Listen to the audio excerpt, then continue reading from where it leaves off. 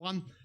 Well, good morning, guys. Good afternoon, good evening, wherever you're watching the Footy Social Club. This Thursday, another week flies by. Prediction shows are out. Reaction to Amorims. Horrific night in the League Cup. Not even round 3, Gaz. It was round 2 of the League Cup. And Manchester United are out for those that live under a rock. Oh, my God. It was just disgraceful, wasn't it? Absolute disgraceful. Oh, mate, it was beyond the disgrace. It was beyond the disgrace, in all honesty. Even the squad, to be honest, and we're going to talk about this for a little while. And I've got Amorim's interview, and I really want you guys, I'm going to play the entire interview. I really want you guys to listen to this interview for me. Tell me in the chat if you don't hear it for any reason, because I think there's so much to take from it. And I appreciate in here that we don't have a whole heap of Manchester United fans, but I really want to have a good chat about this in a debate that is not, oh, well, who cares? It's Manchester United and whatever else. Because as a club, it's so interesting because they've thrown a heap of money and it's failed. And I get it that most fans don't care. It's Manchester United, but as where Manchester United are going, I think they've lost it completely. Let's bring the interview up, Gaz. Let's get the interview on screen. Let me know, guys, what you think, whether you can hear it or not. Well, there are all sorts of emotions around this stadium tonight. I'm wondering how you sum up yours in the end. It will go for a few minutes. In the end, for me was worse the beginning. It's not about the result. In the penalties, I was not thinking about the penalties to go to the next stage. I was just, I think the way we play, the way we face competition. In one moment that everything is so important, I think the players spoke really loud about what they want today. In what sense? I just, guys, it's really clear. I just want to apologize to our fans, and we'll have a game now, and then we'll have time to think. What was missing? What was the key thing in that first half, especially, that was missing? Everything. You have to have. We need to be proud to go to the pitch. We know that every draw in Premier League is going to be a huge problem. So you came from one draw. We play quite well both games in Premier League. We know that people will get everything in our club, and we come to the game with a 4th division team, and we perform like that. I think again the players clearly show what they want. You mean they don't want enough? You mean their mentality isn't good enough? I think it's not it's hard to speak. I'm 7 months here talking about the environment or whatever. I think it's more than that. It sounds like you're almost shocked by what you've seen tonight, though. You are not. I'm shocked. I'm shocked because we are in the moment. Everything is like. We are in the moment that we make a lot of changes. We try to fight a lot of things, but then when we have these moments, we need to show up. If we don't show up, you can feel it that something has to change, and you are not going to change 22 players again. What about Andre Onana? What's missing for him right now? The goalkeeper. It's not about the goalkeeper. With all due respect, against a 4th division, we have to block everything about the opponent. Andre should touch the ball with his feet if we are in the high level. So again, I don't know what to say anymore to our fans. It's hard to face everything, and that's it.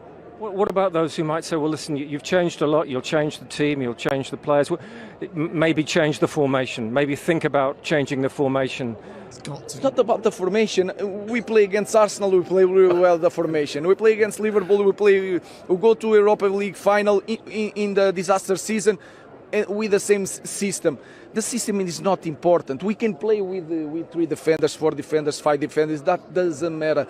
What matters is that we need to be different, and that is the job of the coach. And you can see that nothing changed. You didn't watch the penalty shootout. The penalty shootout is not important. That is this shocked me. If I'm there, like trying to see if we win the game, it doesn't matter. The sign, the beginning of the game, during the game, that's the matter. To go to the next, it was so. If we win this game, it was so unfair for these guys. the opponent. It's so unfair. So today the football was really fair, really fair. Congratulations to them, and we move to the next game, and then we have time to decide things. I appreciate your time. Thank you, guys. Wow. I mean, it's open and honest, but confusing as well at the same time. The fact he didn't really watch the penalty shootout leaves me baffled. He's still the Manchester United manager, and going into a penalty shootout, they were still in the tie. He was never going to throw Onana under the bus, but I doubt you'll ever see Andre Onana ever again in a Manchester United shirt. Definitely not. 2 goals at that, even at this level, it is absolutely shocking. He looks lost. 7 months he's been in charge at Manchester United, Gaz, and it hasn't got any better than where it was with Ten Hag. I'd almost argue that Man United look more like winning with Ten Hag than they do with Amorim. It's the same as anything. The level of performance, at the end of the day, is if you haven't got the right characters in the dressing room in the first place, and the ability to step up. And you've got, like I said, divas are the ones. When you've got people that turn up to, we'll roll these over. Like, it's just incredible. But the problem is you believe that because the fan base, I think a lot of the Man United fans, some of them are like going, we're not, they start the season, we're not far off. And we're going to bounce back and get back into the Champions League. You even picked them as champion, getting into the Champions League. I mean, I do not have a clue of what you see. Or what these guys see, because literally they are awful. They were 9-1 to win last. Sorry, 1-9. Grimsby were 9-1 to win last night, right? Yeah, and I was just thinking, you know what? That's probably even worth a bet. I was thinking that's probably worth a bet. And honestly, they just haven't got the winning mentality away. They haven't got the. Like, it should be Premier League. They should, like, he's absolutely right. Onana shouldn't have had to use his feet. Only not his hands. He shouldn't even have to get across, at that level. And he is right. But the difference is they're so far off it. They're so far off it because that's Sesko as well. Oh my God. What a mare of a game he had. Did you see that shot he kicked over from him about 4 yards? Yeah, I mean, like panic stations. Oh my God. I was going to say, right, there's 2 things there's a few, there's more than 2. There's a lot. 5th place you can forget about. They've embarrassed me on that on my own channel, but that's okay. That's what it's all about. I don't care. That's what I felt. I just want to read out something that Matt's dropped in it, obviously, as a Manchester United fan. 3 years of excuses and it's still crap. Terrar Fergie back in 89. Fergie was 3 years into changing the culture of Man United. 11th place, 2nd place, and 11th place finishes. An FA Cup saved him. He won an FA Cup, a UEFA Cup Winners' Cup, UEFA Super Cup. In his first 6 years. It took 7 years before he won his first league title. And we're talking about sacking a manager with a monumental task. To change the mentality of a club after 11 months at the club, it's 7. A club that has, it must be 11. A club that has wasted millions on bad signings, on players who don't share the Man United spirit that Ferguson installed, that I believe. Amorim embodies the vision. Amorim has it right, is the right one. The players are letting him down. Thanks for screwing me over on the text writing, Matt. The players are letting him down. Sacking him would be ridiculous. Sacking someone like Arteta, who has won as many trophies in 6 years for Arsenal as Oliver Glasner has for Palace in 18 months, would make more sense than sacking Amorim now. Jim Keogh, I'm glad you're in as well as a resident Manchester United fan. Guys, before we go any further, can I ask a huge favour? There's a few of you watching this morning. Can I ask you to smash that like button for me? We're going to delve a little bit into this. And it's not about, this isn't, Gaz, about saying Amorim's this or the players or that. Yeah. It's about trying to understand it. And I want all football fans' views, because us that are not United fans have an opinion from the outside. And I think it's a really good debate. We've sat and debated Newcastle, and other people from other clubs have got involved. And I think those that are Newcastle fans in here definitely should try and get themselves involved in it as well. And it's easy just to say it's hilarious or they're rubbish. They're in a really bad place. From a manager's perspective, Gaz, I talked to you last season. In fact, I slated Ange Postecoglou for having only a plan A. Amorim's dying on his sword right now because he refuses to change the system, but still clearly doesn't have the players to play the system he wishes that he had at Sporting. Does he have to, even if it's short term, does he have to come up with a plan B? Yeah, I kind of understand though where he's coming from when he says about the formation isn't it? But yeah, he should be changing formations. I've never been a fan of 5 at the back anyway. It just means 3. It just means you can't defend unless you attack it from a different way. But no, for me, I'd keep him. I think I'd keep him. I wouldn't be getting rid of him at all. If I was United for sure, but they need to be buying in the right areas. They need to be focusing on areas and building the right sort of players around them that wants to go and fight for it. Because at the end of the day, that was shocking last night. When I was watching that, I was going, "This is terrible." I mean, I was talking with Gav while he was. I was messaging Gavin while he was. It was going on. And he just says it's just a disgrace. The levels are just nowhere near there. And to turn up to Grimsby, it was pissing down already. See the weather. The weather was absolutely horrendous. Yeah, they would love that. They would love that. That just going to gets them up even more for it. Mm-hmm. But United just didn't pull a finger. Didn't show up at all. No, they certainly didn't. But they didn't show up in the slightest go. It was embarrassing, to be honest. Like it was embarrassing from a Manchester United. We're talking League Two here now, right? League Two. Hey, Gav, they've won of their 5 games. They've won 3 and drawn 2. They're undefeated this season, including now knocking Manchester United out of the second round of the League Cup. Yeah. Yeah, you're like, and like what from a player's perspective, what is it then? So let's now go to the leadership side of things. Bruno Fernandes wasn't in the starting 11 yesterday, but he's the captain of the club. How much of it does it sit with him? He would never be captain, in my opinion. For me, he's just not captain material. That penalty says everything about you, Bruno Fernandes. That penalty that he had when the ref brushed past him. Did you see that one? Yeah, he tried to play. That I was like, oh, you absolute rat. Just like he was trying to make something of. I mean, that alone, I'd go take the captain's band off him. But no, but United just don't make sense to me. Like you get rid of players like Scott McTominay and what you give everything for Man United. Yeah, people like that, and you're getting them at the club. It makes no sense. I heard them linked with Mainu as well. Apparently, Mainu's supposed to be open to leaving Manchester United. I'm not surprised he's open to leave. I'm not surprised but he probably wants to leave. I'm not surprised he wants to leave because he's probably going, God, I need more people around me in my position. I need more, centre midfielders. We don't need to buy any more strikers. Fix where the massive hole is. You need runners in midfield. Simple as that. People that want to run. And no one wanted to put a shift in last night. No one. And you can't do that. These guys are they play for Grimsby. They're academy football players. They come through academies. Ex-Manchester United player scored a goal. Yeah, there's ex-Man United players on there. There's people on there. We had a lad that couldn't even get on the bench called Soomsup Bell. He was on the bench there. Tottenham lad was on loan. He's a hell of a player. Fucking great player in the young lads youths coming through and stuff like that. He couldn't even get on the pitch. So literally, Grimsby, these teams, they're full of academy quality players that don't quite make the big time. They can play football. So if you're going to not show up, they're going to go, you know what? We'll have you guys. And I'm not surprised that happens more and more and more. Let's get into it. Andy says they need 6 at the back, Gaz. Craig says, Jeff says, I'm not sure it's the system. Frank has got Spurs playing with little squad evolution. Glasner plays 3 at the back successfully. True. Jim says he did change up things last night. It's solely on the players. How can a Premier League not beat a League Two? Come on. That's players' mentality, not anything else. Gutless cowards, time and time again. And these gutless cowards, Gaz, have thrown so many managers under the bus. Absolutely. How many more are you going to throw under the bus? Eventually, you've got to go, hang on a minute.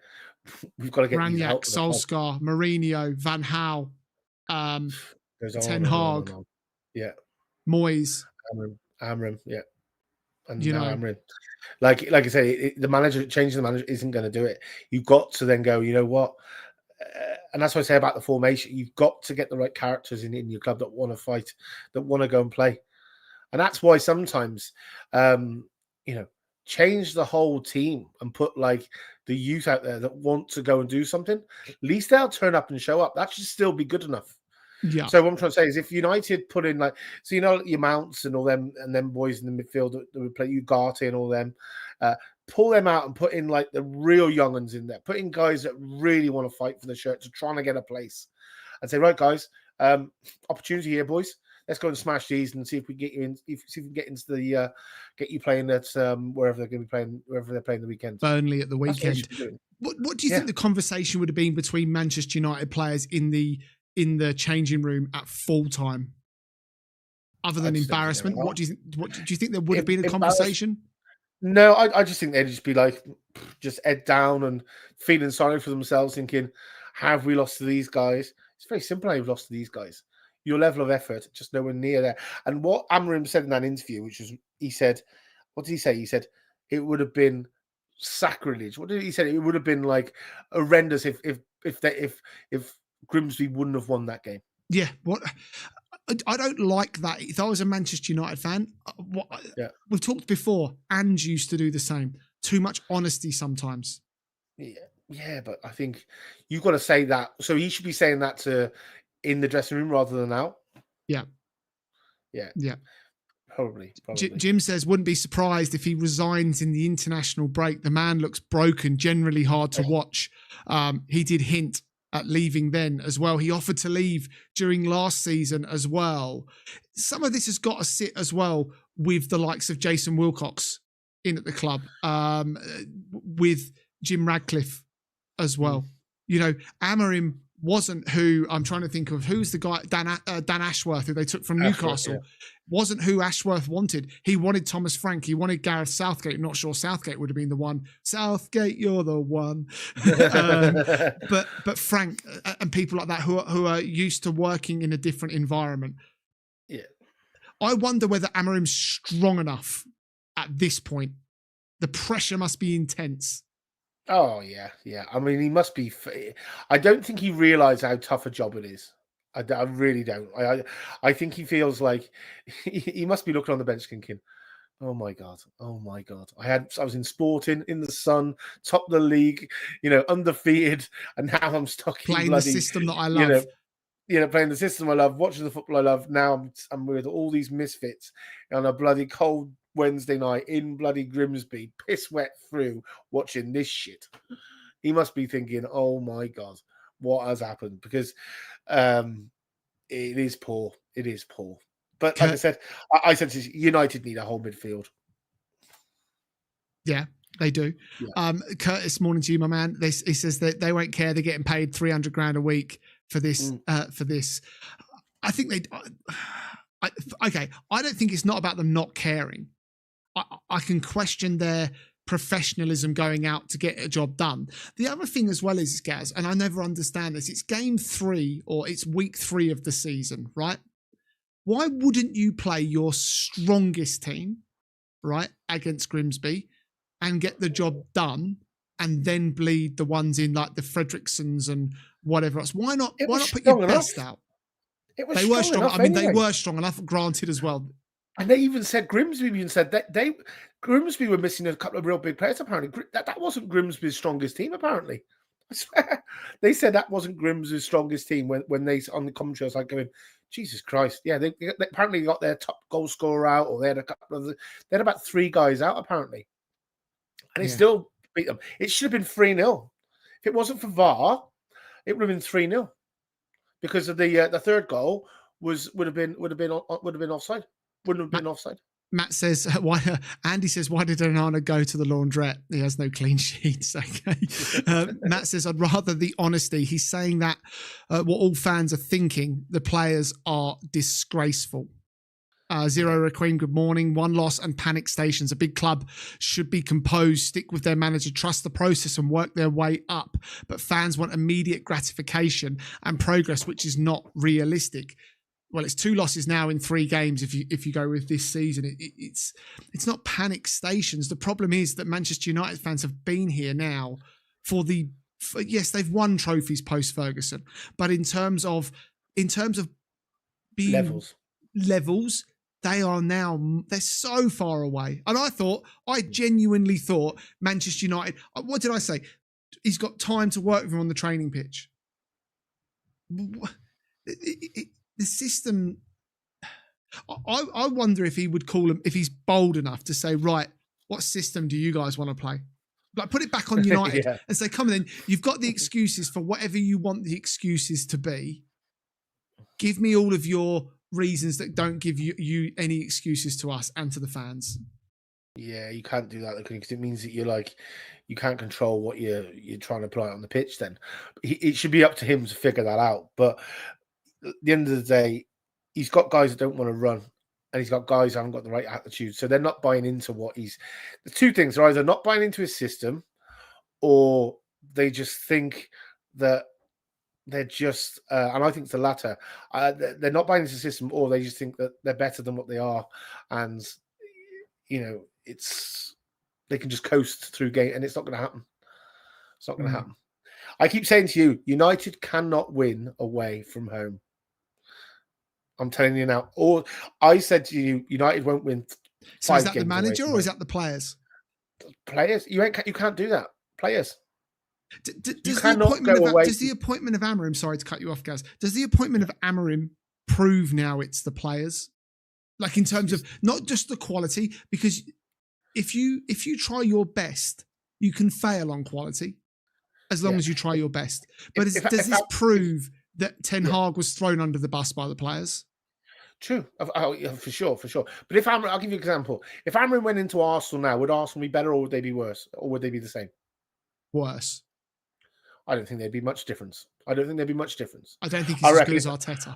I don't think he is. If you put Amorims into Spurs, do I think he'd be worse or not? I don't think he'd be that bad either. I think he'd be worse than Thomas Frank, but there wouldn't be a massive difference. There's nothing wrong with him as a manager. I'm telling you now.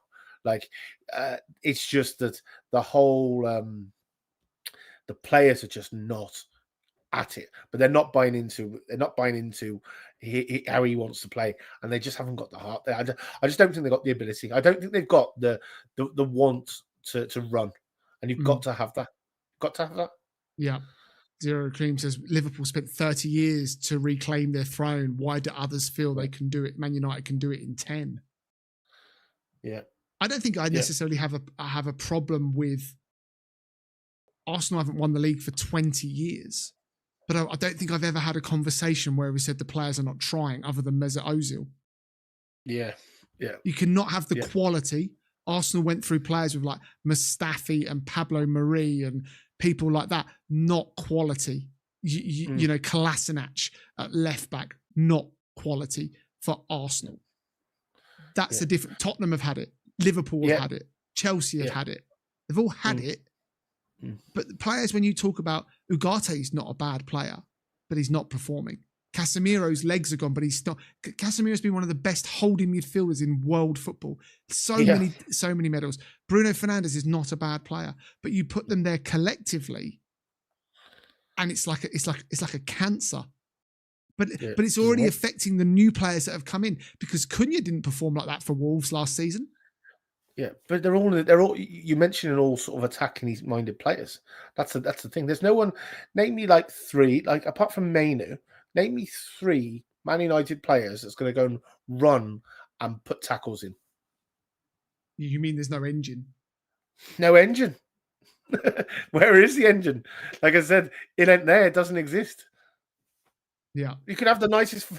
They look all good up front. Cunha there, and I love Cunha, great player. And Mbeumo, I like him too. You know, Mbeumo, and I like Fernandes. I think he's good at what he does. I think he's a bit of a rat, but he's good at what he does. But yeah, you can have all that there. But if you've got no engine, you've got no one there that wants to go and put a tackle in and win the ball.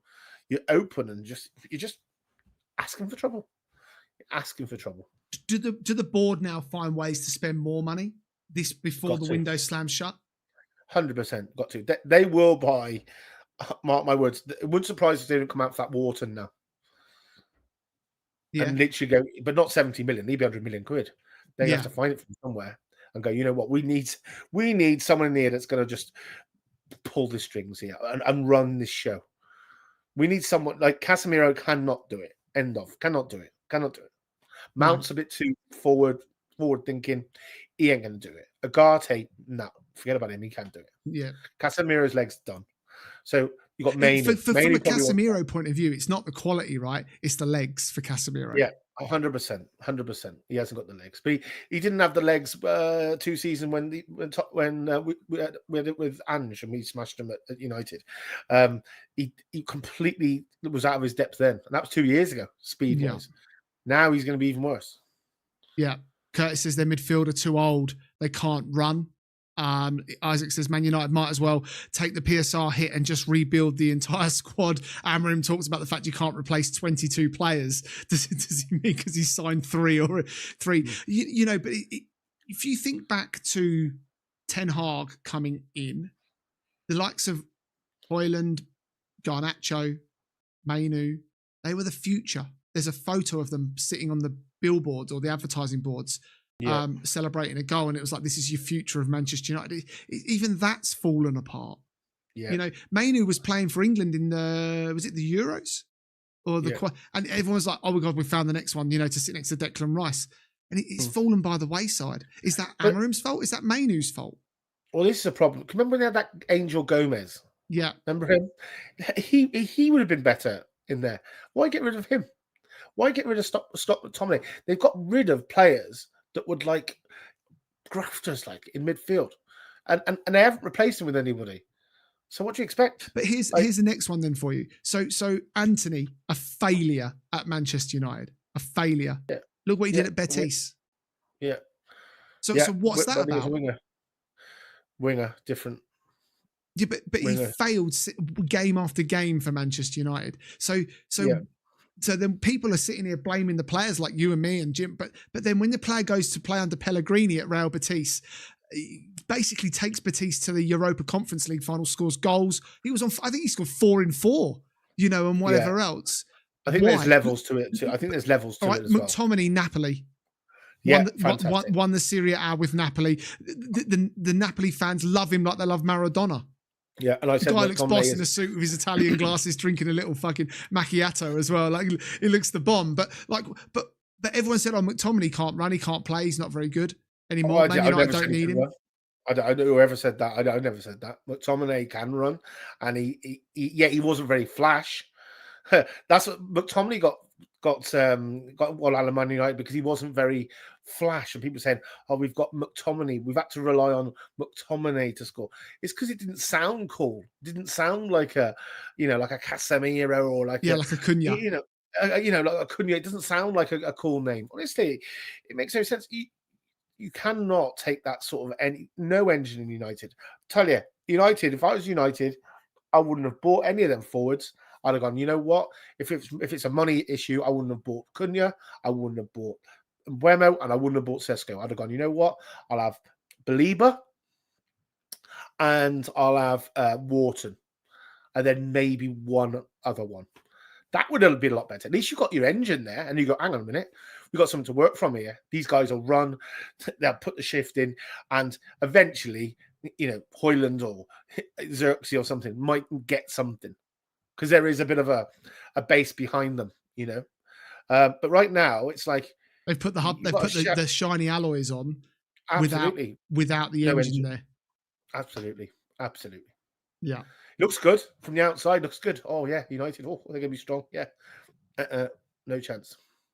Yeah. Morning to Dino. He says, I've responded to your email as well, Dino. Thanks for reaching out, my man. Man United used McTominay wrong. They did. McTominay is a good player. Tyler says that Mainu can't handle the pressure of wearing the shirt. And my question is, are the new playing under that pressure of the badge? Because because Cunha, 10, 15 goals last year, and Buemo, 20 goals, Sesko 15, 17 goals in the Bundesliga. There's a lot of goals in that front three. Are they now there feeling it that they've got to perform for this club? Yeah, for sure. I honestly, United are going to finish. They're going to be no different than much than they were last year if they don't sort out that midfield out. Does he stay if they finish in the bottom half of the table? I don't think they'll finish bottom half of the table. But I've got them finishing about sort of 8th or something like that. I think that's where they will finish, especially if they don't buy. Like I said, I might eat my words here. If they do buy Belieber, manage to find this money for Wharton or something before the transfer window ends, yeah, I can see them potentially creeping up a bit more. But no. For me, they won't finish bottom half, and it's a working process at Man United. Yeah. Yeah, Isaac says, I'm not surprised that Manu wants to leave, to be honest, for the sake of his career. He's another one, though. A Spurs, a Brighton or something that goes to and kicks on and becomes that proper player again, to be honest. Like, if we hadn't signed Norgard, Manu would be someone I would take in at Arsenal. But he doesn't get in the team. But Curtis says Man United have to do what Liverpool did, drop all the big names and build from their youth under the knowledge they were once great and now they're just not. Yeah. You know? Yeah, it's true. It's true. Did Liverpool really build from their youth though? Because I can only think of Trent of the rebuild under Klopp. Yeah. I just think they bought a squad of players, not individual brilliance. They bought well. Liverpool always buy well. Liverpool buy well. That's the difference. But United don't buy in the right places, and they get rid of that. That's the difference. It's how they buy it, and they're not buying the right players. Yeah. The problem is back in the day, your likes of your top really expect your £100 million players were their attacking players. But they're not now. They realise that you need an Adam Wharton in your team. You need that sort of, like, for me, Tottenham's best signing this year. Everyone says Kudos, great player. Paulinho. I told you we needed a 6 for so long, and he's dropped in there, and everything has just clicked because he has just dropped in there in a great position. And I tell you, that is what you need. That is the type of stuff you need. You've got to have that engine in a play. You've got to. It's a given. It's a given. That's what make Brighton what Brighton are. They got Belieber. That's what make Palace what Palace are. They got Wharton. You know, you take them out their teams, oof, completely different animal then. Yeah. Yeah. So who's a guy for Forest as well? We've got Forest people in the chat as well. Elliot Anderson, Yates, people like that. Them guys in midfield. They run. Yeah, Morgan White's fantastic. Don't get me wrong, and Hudson-Odoi decent, and who else used to be on there? Elanga, I know he's gone now, but yeah, they were great. But without these guys, they're nothing. Yeah. It lacks an engine. I would get rid of Bruno Fernandes. I think the captain has to share some responsibility in this. I think the 100 million that the Saudis are willing to pay for him in this window, I would. Man United need a new leader on the pitch. Honestly, it needs a new leader. Desperately needs a new leader. He needs a new lieutenant. He's not going to throw his captain under the bus, but I honestly would. Where on that pitch is there another leader? There isn't one. No. You know, definitely not. There isn't one. It feels like there's no standards at Manchester United anymore. Yeah. You know, it's amazing to see, to be honest. Curtis picking me up on talking about 30 years ago in the terms to Liverpool. Fair enough. What else have we got here? Well, I was going with Mercury Dime. It's very interesting to see Sesko choosing to take a pen after the rest of the team did. Not the actions of a top striker, in my opinion. The only thing I can say is not all strikers are penalty takers. No. A lot are, but not every striker is a penalty taker. Yeah, I agree. But yeah, I mean, they talk about wet and windy days in Stoke. Grimsby won't be forgotten for a very, very, very long time. Yeah, look. Morning, guys, everyone. What a night, Man United. Please keep Amorims, says Andrew Waters. Now, Amorim was linked to West Ham at one point. In fact, he went in for talks with West Ham. There you go. Didn't end up at West Ham. He ended up at Manchester United. Yeah, it was an interesting night. They have to bounce back. They've got Burnley at home this weekend, which is a kind fixture for Manchester United. We'll have the prediction show tomorrow. A couple of little bits of admin here for you guys. First up, make sure you got it in your diaries. 11 a.m. UK time, Monday, the transfer deadline day show, a full 8-hour live stream. You can listen to my dulcet tones. I think there's going to be a lot happening on deadline day, so make sure you join me for that one. All of the boys will be coming on, and plus it's open to you guys as well, so make sure you join us 11 a.m. UK time. Hit the notification bell on this stream for me. Another one as well for you today, guys, at 5 p.m. UK time, the Champions League live draw for the league phase happens. Arsenal, Man United, Liverpool, Chelsea, Newcastle will all learn their fate today. And the mighty Spurs. And the mighty Spurs. I was waiting for him to come into it. Make sure you join us for this one as well. This is already up on the channel. Go hit the notification bell for that. Gaz, are you still on for this one? I can't remember now whether you were coming in. Yeah. 5 to 5 will be online 5 minutes before it kicks off because there's all that UEFA waffle that we have to watch before the draw itself. We'll have the draw for you guys. We'll react to it as it happens. Seeded teams, not seeded teams. It's all about just getting through it. So make sure you join us for that one as well. That's a lovely 1:55 a.m. start for me Friday morning. And of course, we are back for the live prediction show this Friday as well. There is the shortened version out now as well. Please go check that one out. Give it a smash and a like. Gaz, what an opening 40 minutes or so, my man. It's been busy. Some deals, some no deals. Nkunku linked to AC Milan now. Leipzig doesn't look like it's going to happen. Chelsea have got to sell. We know that.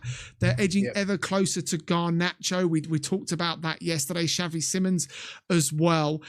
Here's a number for you. From 1 to 5, how many players are going to leave Chelsea before the window shuts? It could be more than 5.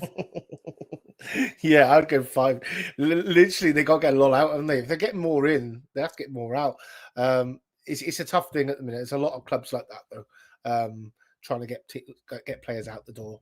And this is going to be one of the busiest transfer days you're ever going to have. Honestly, Deadline day.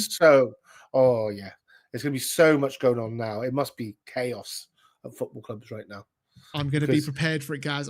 My stream is going to sit there all day for 8 hours talking away about football. There'll be plenty to talk about. Don't worry.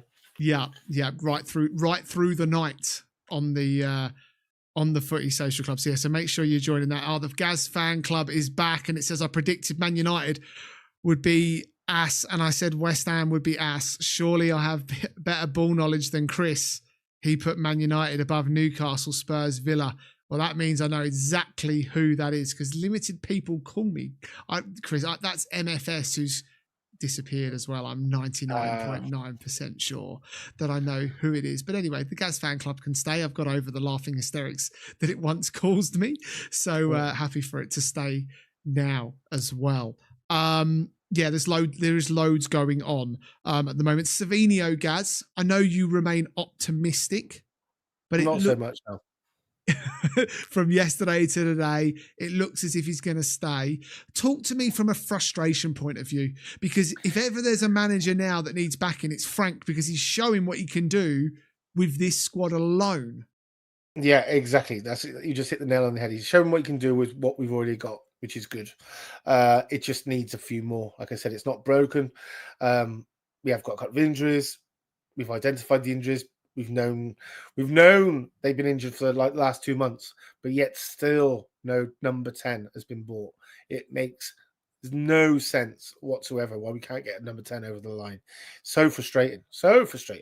And obviously when Son went as well, the left-hand side's open as well. The left-hand side isn't as bad of a problem for me, because there is people can play on the left-hand side, albeit potentially people you are not ready but as an out-and-out sort of starter on the left-hand side, we're looking for someone that can come in and start and really produce. I mean, Brennan Johnson's been moved to the left-hand side because Kudos is now on the right. But really, we need a 10 desperately. Looks like it's going to be Paqueta. For me, it's either going to be Paqueta or Simons. But Chelsea are interested in Simons, and Tottenham don't want to, hassle around with Simons if it's not going to happen. So I think it could end up being Paqueta. There you go. MFS has owned up to it as well, that he is the Gaz fan club. So there you go. We caught out. It's all good. No dramas at all. It's funny. AC Milan have reached an agreement for Nkunku, Gaz, as Chelsea pursue new forwards. The total amount of the transfer could reach just over £36 million. That is not bad from Chelsea. They get good money for players. He's had injuries after injuries.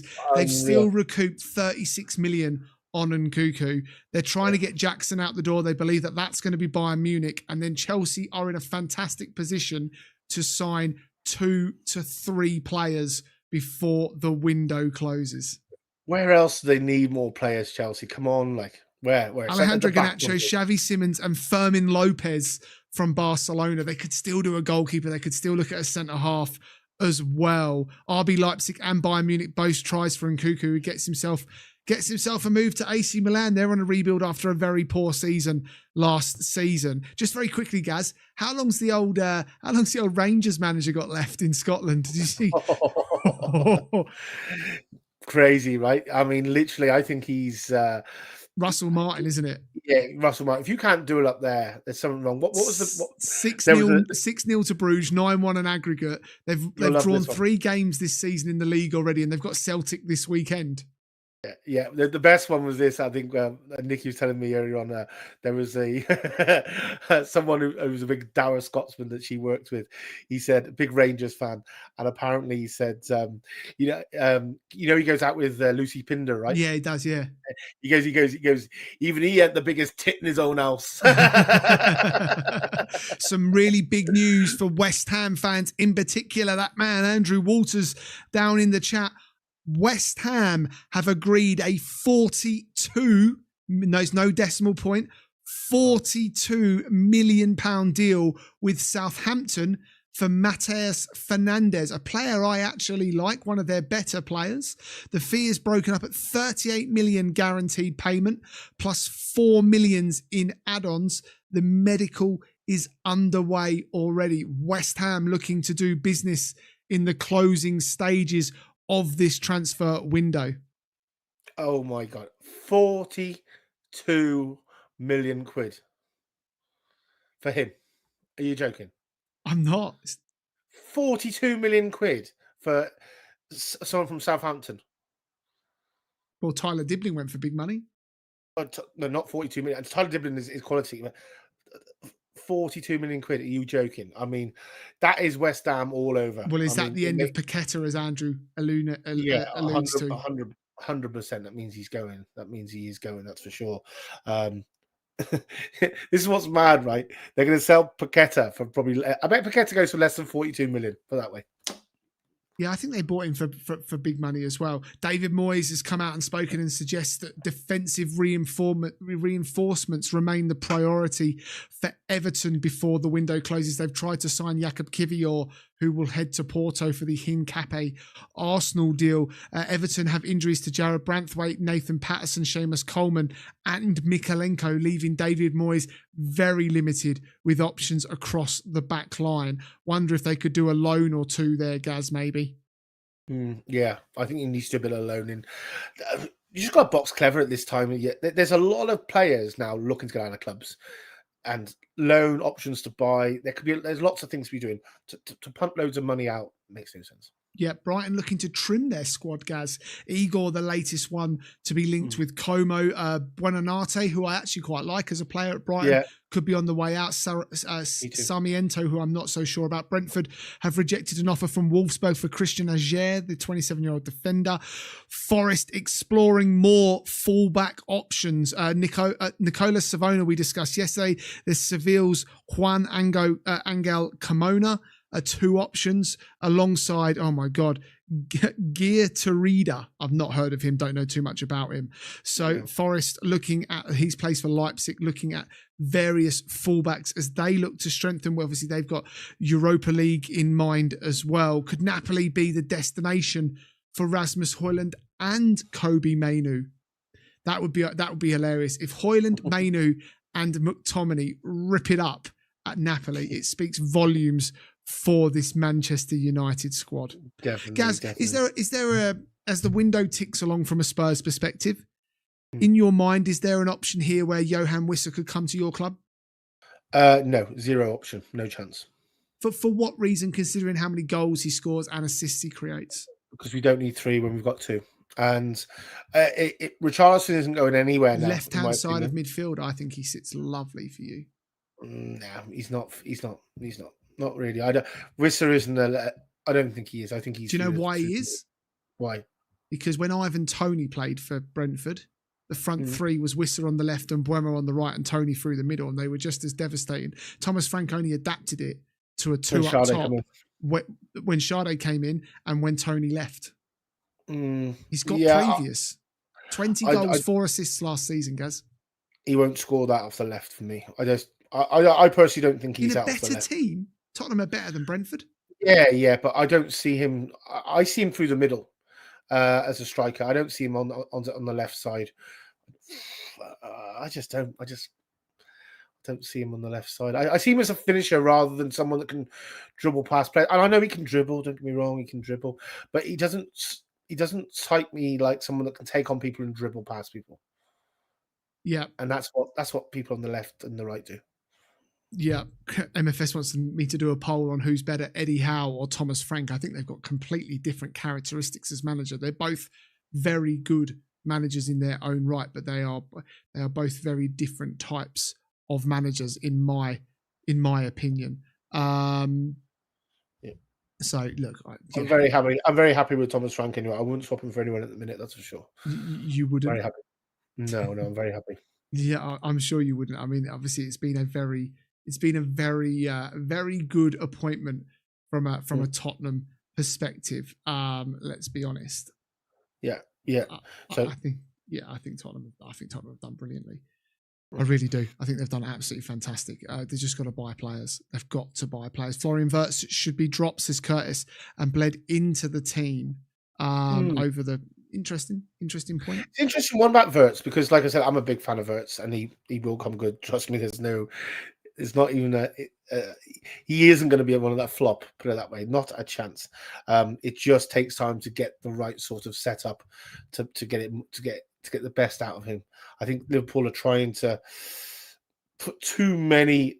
They've got too many good players in there. They had such a good midfield last year. Liverpool with Gravenberch, Szoboszlai, and McAllister. Right, it's hard to drop one of them players. And when you win the league, you're basically winning the league, and you're dropping one of them 3 players that would be brilliant for you because there is a better player on paper. It's difficult to do that. Because they all work together so well. Yeah. And I think eventually one will come out. I think it's going to be like McAllister, believe it or not. And I think Wirtz will be your main man. And it'll be Wirtz, Szoboszlai, and Gravenberch. For me, that is phenomenal. Yeah. That man on screen, Jorgen Strand Laursen. Newcastle expected to go back with their 3rd bid for the player. I think this one gets over the line. I was still talking to Craig on WhatsApp yesterday after the show. I think this is where Newcastle go. I think they will make this one happen, Gaz, if I'm honest. Well, he's what I do like about this guy, he is proven. He will give you 15 plus goals a year, guaranteed. Yeah. You do it for Wolves this year. I couldn't believe that header he scored the other night. It was Ronaldo-esque jump. It was bang. It was like, have that. You know, like you remember that Wimbledon with the old Pete Sampras smashes, get out. It was one of them. You know, it was no messing. He's a good player. That's Strand Laursen. I think the fact that Pereira said that every player has his price, for me, tells me that they will sell, but they need to find someone first. And I think they're looking at, there's a Genk forward in Belgium, I think that they're looking at, that would obviously mean that they bring them in for a lot less money. And then obviously allow them to let Strand Laursen go. Not that Orban, is it? Is it Orban? I'm not sure who it was. I saw something. I was just looking then. I couldn't see it. But Wolves looking to, obviously, they're looking into the market to see what they can do. And at the end of the day, they paid 26 million for him in July. They're selling him for 60 plus. Yeah, it's good business, I suppose, but it's just a bit mad when you pay something and then bang, he's gone. It's like, you know, mind you got to do as long as they can bring someone in, but they'd have to bring somebody in because I don't think what they have would be enough cover. Yeah, correct. They have to bring. Yeah, they 100% have to bring players in. That's for sure. I agree. You know, Wolves need a lot. I talked about that in the prediction show today. Wolves need a hell of a lot, in all honesty. But this guy is the problem. Is with this guy is I wouldn't if I was Wolves, I wouldn't do the deal. I'd be going, no, you've only just signed, mate. You know, we've made you permanent. Stay with us. You know, what it makes no sense. It's only going to destabilize. He gives Wolves 15, 20 goals a season. guaranteed right now. Yeah. And that keeps Wolves up. That keeps Wolves up, right? What else are Wolves going to do? It makes no sense to do anything else. That's why I don't see it happening, because what else are Wolves going to do? Getting rid of him and then buying a few other players, where Wolves going to finish, what, 10th? No. They ain't. Krejci is the next one in for them from Girona. The defender's the first Czech player to represent the club. He's signed for Wolves on loan, 26-year-old central defender. So they're trying to do deals. I see Danny Ings has signed for Sheffield United along with Japhet Tangara, or whatever his name is as well. Tanganga. Yeah, Japhet Tanganga has gone from Millwall to Sheffield United as well. I think you're right, Gaz. I think there's going to be some huge moves over the coming days. I expect the Isak deal to go to deadline day now. I've got a funny feeling it might go to deadline day. Me too. No, there's been no second bid. They're biding their time. I think. Do you think they're maybe waiting to see if Newcastle can get the Strand Laursen deal over the line? Yeah, I think the deal's already done, and it's just a case of push the button type of stuff. Yeah. I think Isak will go late into the really late. I reckon, but done. I reckon it's all boxed off, done. Isak will be going to his medical at Liverpool. But I'd say it's all done. Yeah, fair enough. Raheem Sterling to leave Chelsea, Fulham, Crystal Palace, and West Ham could all be potential destinations. I'm surprised he's not going to America. If I'm honest, it's been woeful. He's been woeful for a long time. Newcastle set to make their third bid. Not much else going on in the transfer world. I love that Savinho is staying. I'd love to know Daniel Levy's thoughts at the moment. He must be so frustrated. Makes me laugh. Makes me laugh as an Arsenal fan. But I think Spurs will have a good season, to be honest. I do actually think you're going to have a great season, if I'm being honest. We'll be back, guys, about 10 minutes before the Champions League draw, about 10 to 5 UK time. So make sure you come join us for that one as well. We'll react to all of it as it happens as well. Excited to talk about those and what repercussions of what it might look like for some fixtures as well with the old Tuesday, Wednesday travel. It gets a little bit harder. So look forward to that one. Thanks for all of you for getting involved in all of the comments today on the Amorims situation at United as a whole as well. Really enjoyed that chat. Good to not just talk about transfers, also for your opinions on some of those deals that are happening at the moment. Look forward to seeing you guys later on. And obviously, we'll see you as well, if you can't join us at 5 o'clock tomorrow, 11 a.m. UK time, for Friday's prediction show. And can Gaz get lucky with his third ladder bet? Cheers, guys. We'll see you on the next one. Cheers, guys.